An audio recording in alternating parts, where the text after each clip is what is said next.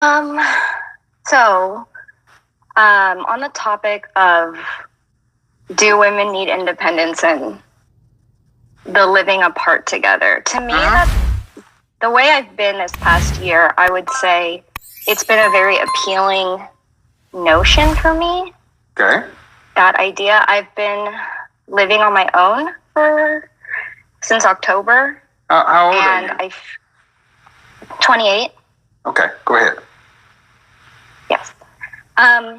So I've been living on my own since October.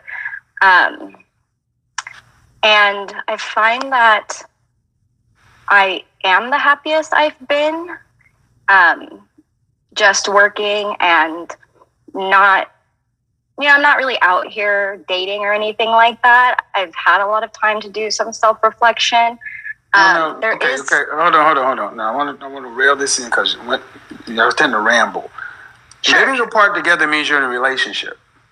Right. Are you in a relationship? I'm not. There is someone I'm talking to, and the idea of having something like that with this person down the road seems very appealing, and they don't live in the same state. Okay. Do you ever want to have children? I think right now the answer is no. I don't see myself having children. Okay. Mm-hmm. So the person that the person you will be considering living apart from, where do they live? They live in the Midwest, and I'm out in California. All right. So, when was the last time you had a relationship? So, well, first of all, it's a long distance relationship. And he's asking her a question about kids and things like that.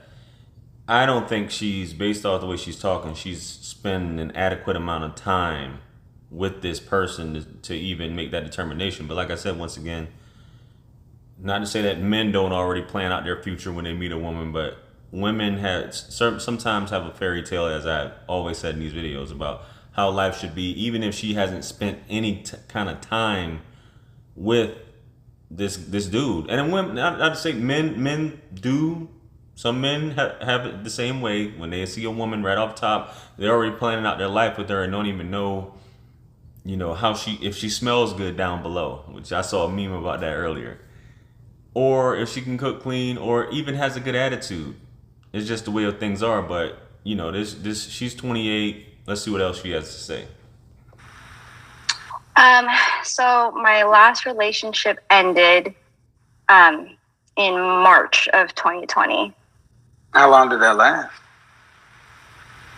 That relationship was going on 2.5 years, so just over 2 years. Why didn't you guys get married? Because I think this is why me being single has been so good for me. You got to get to it, man. You got to get to it. Come on. Yeah. He was just not. Everybody always has someone in the background that they're looking at, or whatever. It's funny. Somebody that I got into a relationship with for the right reasons. And so it just wasn't.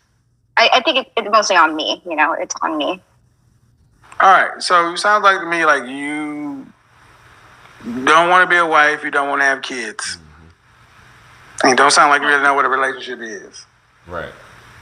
Right. You just want to have somebody to have sex with from time to time? I mean, yeah, that would be nice. But all right, look, that's what the whole point of it. See, yeah. And I'm going to be honest. You're coming across a little bit socially awkward. Okay. Which is fine.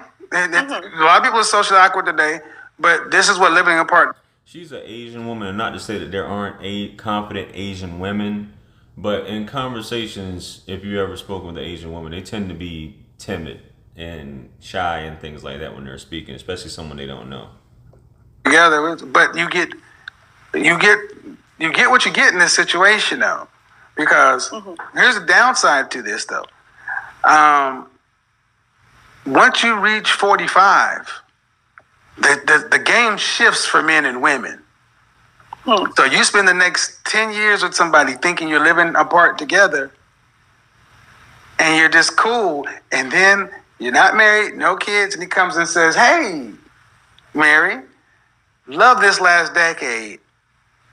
But I'm 40 now and I got salt and pepper gray hair. And I got women from 21 to 60. Deuces.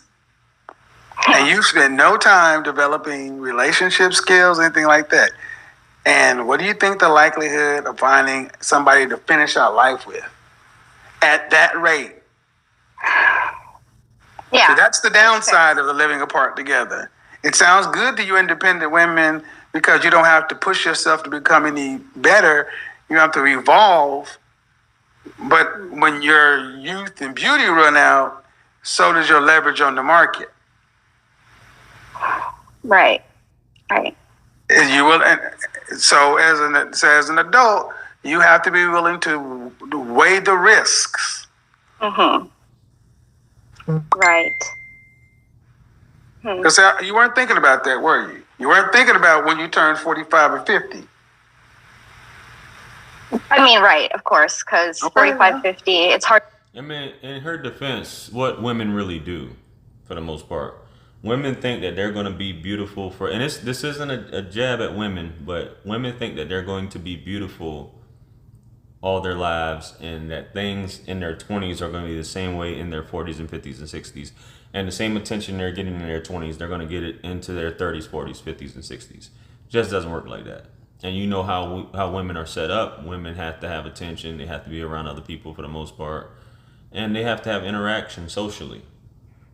To know, right? Like, Well, no. One thing that we do know is the happiness curve flips for men and women. Women's drops and men's increases.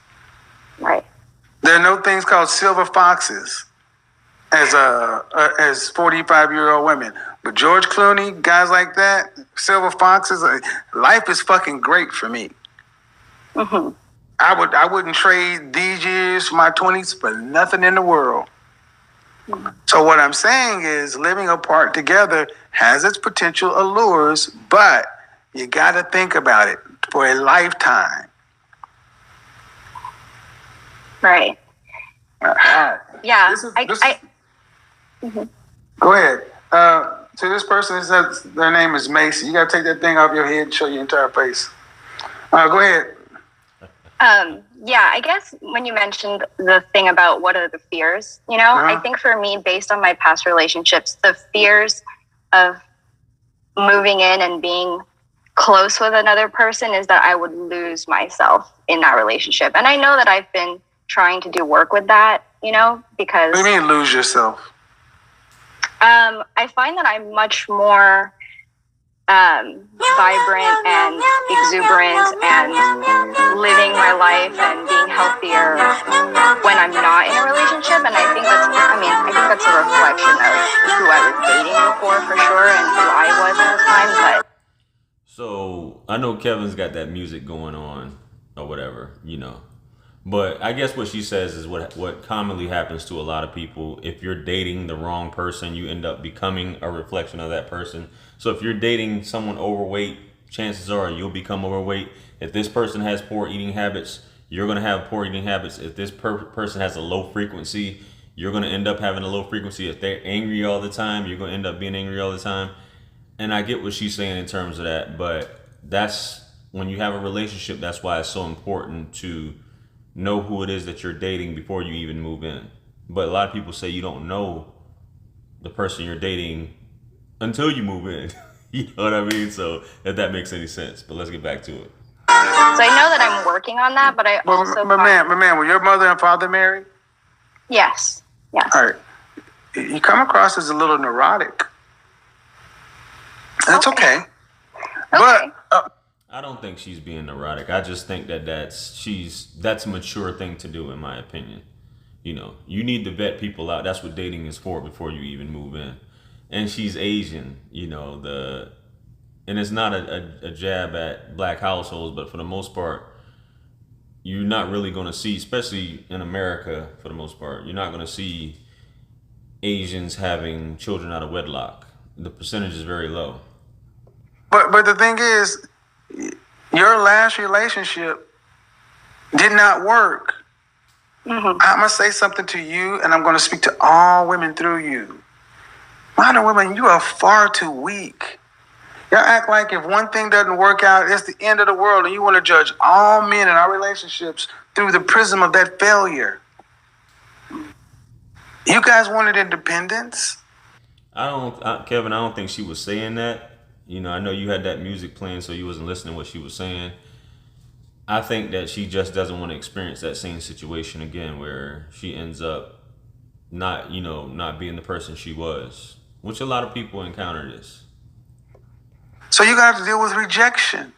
And this is not for the better. When I say not being the person you are, it's not for the better. And you're going to have to build up tolerance. Because if you're going to say, well, I think I would just be better off living this way. Okay, but it leaves you exposed in your later years. Right. No children. Okay. What women do you know who are single, childless, over 45 years old, and happy is the norm for those women?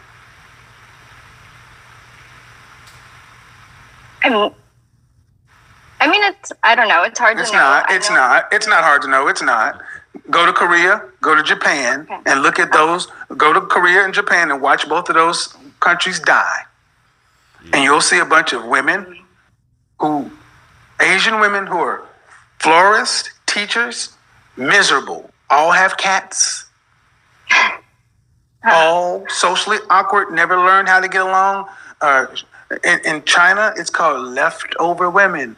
See, you are the female of the species. You're the one that's supposed to be socially adept. You're lacking in these areas. And unfortunately, that has a cost.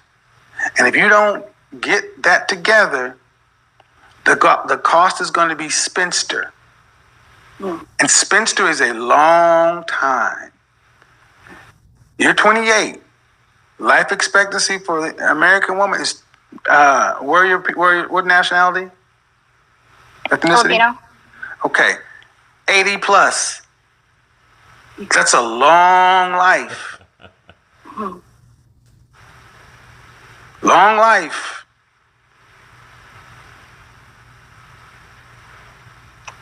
So I'm saying make a choice, but unfortunately, fortunately, I think it's very fortunate that women have to get the major parts of their life together earlier. But for the most part, women have fought to be independent. Okay, now you have to deal with biology not being your friend. Mm-hmm. And you cannot tell me that it's a case-by-case basis where you see groups of women over 40 as single with no children as the norm, because that's not what tends to make the females happy. What tends to make females happy is family and relationships and community. Right. Yeah. All right. I guess in my mind, like, I want the relationship, but I don't. I have that fear of it not working. Well, I get it. So fear of failure. And this is what I mean. You ladies are too weak. You know what you should fear?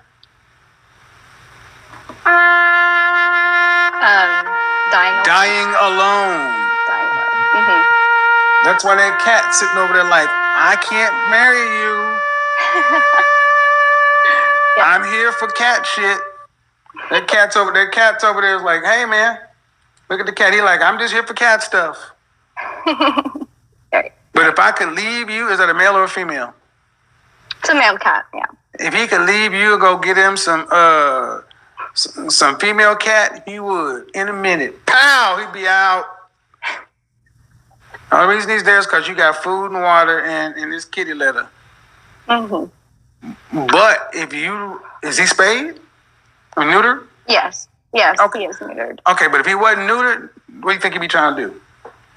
Oh, yeah. He'd be trying to be outside, trying to go get some cat. Yeah, right. Meow, meow, meow, meow, meow, meow, meow. While your ass is sitting up here trying to figure out how come that unintelligent cat can figure that out, but these super intelligent women are too afraid. He wouldn't be worried about getting turned down by a cat. That cat turned him down, screamed on him. Meow! He'd go find another cat. And when she did that, he'd go find another one. Y'all was like, oh my God. Yeah. This is what I mean. Y'all spend too much time worrying about failures. That's why you need to date. I'm a big proponent of therapy, but y'all need to get out and date and make some more experiences and get offline. Appreciate you for being open though. But don't die alone. That's Godzilla. Think about it. Godzilla. Actually, it's Gojira. Kevin throwing a lot of little racial little things out there. Gojira. I'm going to hell. Cats love Godzilla.